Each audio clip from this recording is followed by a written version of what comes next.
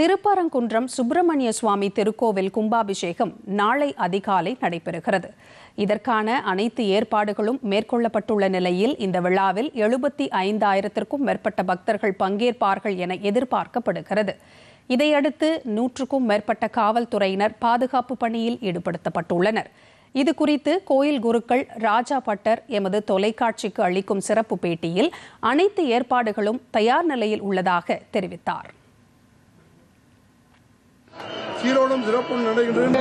நாளை தினம் காலை 2:30 மணிக்கு யாகசாலை பூஜை துவங்கி 4:30 மணிக்கு கலசங்கள் புறப்பாடாகி நாளை தினம் காலை 5:30 மணியிலே விமான ராஜகோபுர மகா கும்பாபிஷேகமும் தொடர்ந்து மூலவர் மகா சம்பரோக்ஷ மகா கும்பாபிஷேகமும் நடைபெற்று பொதுமக்கள் அனுமதிக்கப்பட்டு அனைவருக்கும் பிரசாதம் வழங்கப்படும். திருப்பரங்குன்றம் சுப்பிரமணிய சுவாமி திருக்கோவில் கும்பாபிஷேக நிகழ்ச்சியை நாளை அதிகாலை 4:45 மணி முதல் டிடி தமிழ் நேரடியாக ஒளிபரப்பு செய்கிறது.